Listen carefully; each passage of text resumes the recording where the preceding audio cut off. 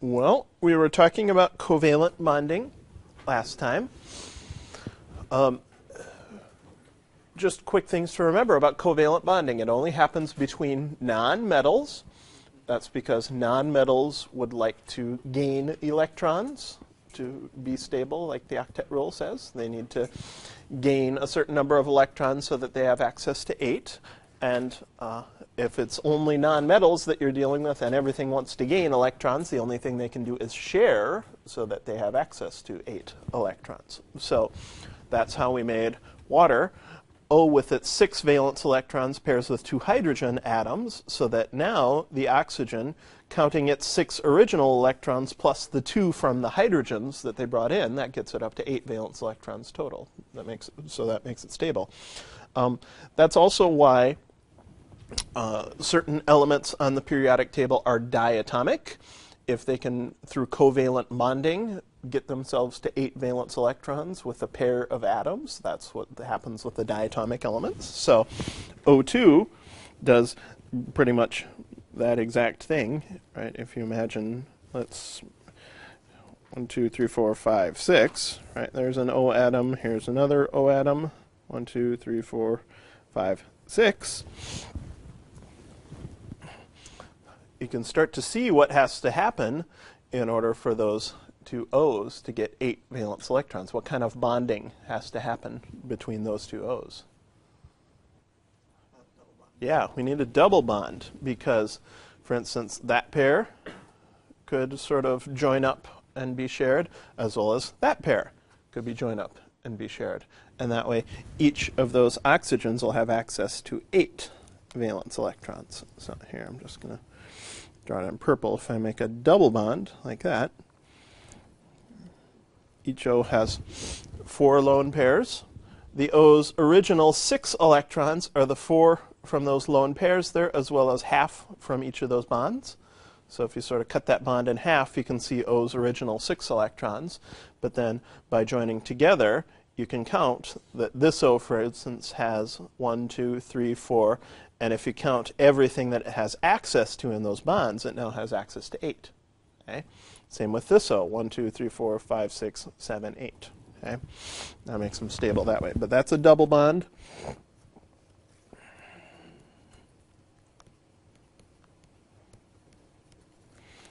Four shared electrons.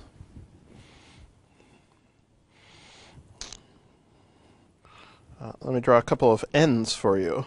1, 2, 3, 4, 5.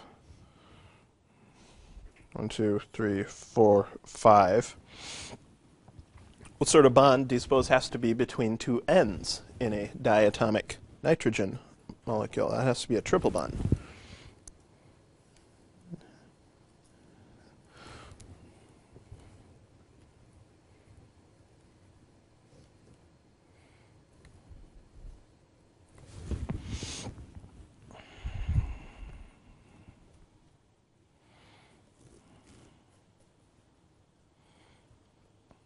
Oops, 6.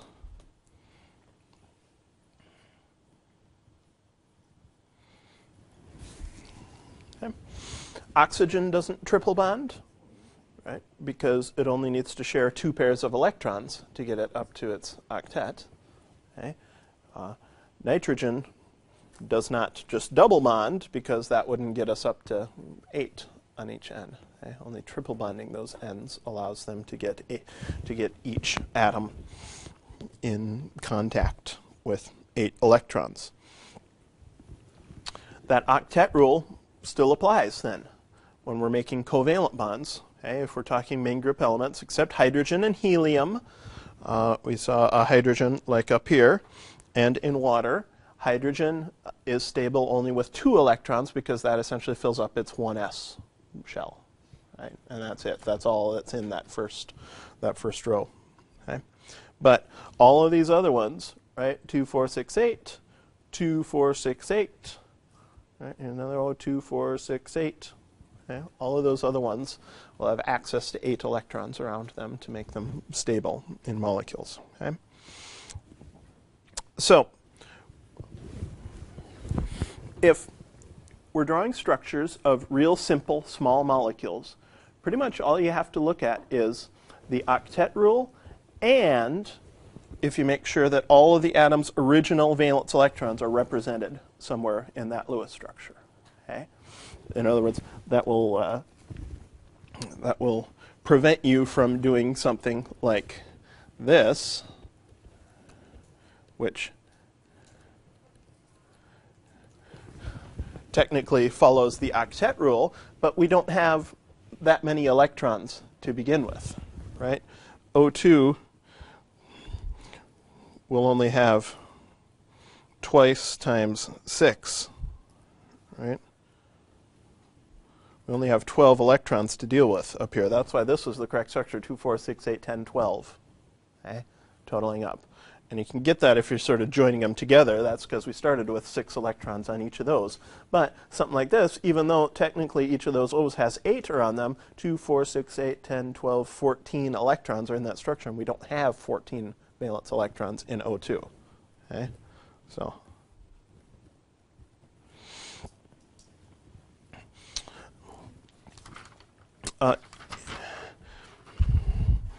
we'll draw some more complicated Lewis structures here in a couple of minutes, but we'll be able to very quickly identify patterns of bonding that elements tend to have.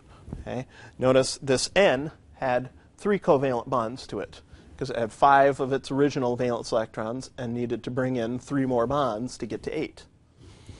Okay? O made 2 bonds, started with 6 of its own, needed to bring in 2 bonds to get to 8. Okay? So let's try to do C2H4 here. Let's add them up. The periodic table will very quickly tell you how many valence electrons things will have. How many valence electrons does carbon have? 4. 4, right? It would be 2s2, 2p2, or just 1, 2, 3, 4, 5, 6, 7, 8 valence electrons. Okay? So we saw that pattern here. O made 2 bonds, N made 3 bonds.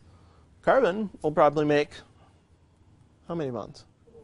Yeah, carbon will make 4 bonds in order to get stable up to 8. And with simple small molecules, that's typically how it goes. Okay? But the thing is, let's add up the total also, right?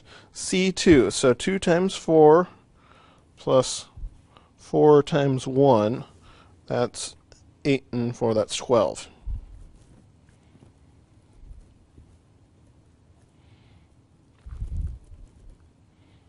Okay.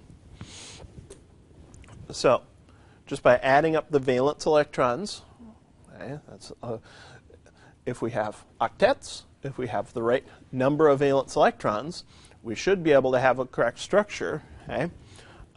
C2H4, if all they were just little things we were connecting, there's a whole bunch, that's 6 atoms. There's a whole bunch of ways to connect 6 atoms, but we already know some things about those atoms that help us with their structure. For instance, hydrogen's duet rule means that it can only have access to 2 electrons. So does that mean we would ever have something that looks like that, hydrogen in between 2 atoms? No, that's never going to work. Hydrogen will always have to be out on the end with just 1 covalent bond to it. Okay? So,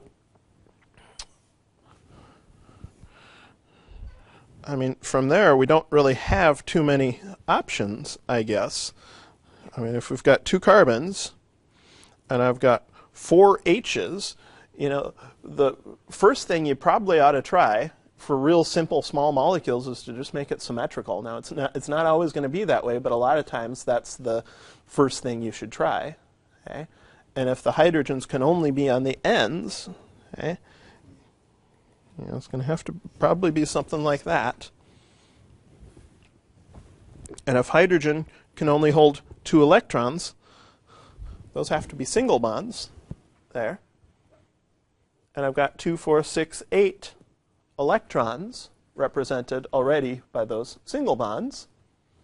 So what sort of bond do you suppose needs to be between those carbons? Double bond. Yeah, it needs to be a double bond.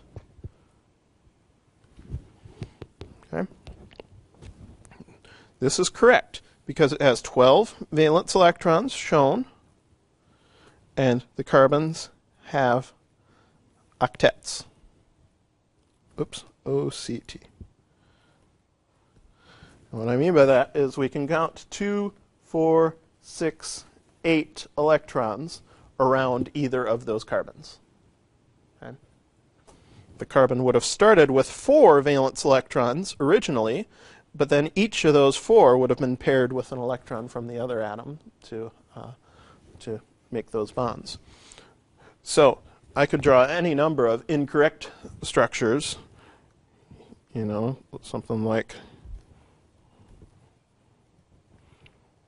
like that would be incorrect because that's only 10 electrons, and those carbons don't have octets. If I tried to use that structure and give the carbons octets just with dots, that wouldn't work either.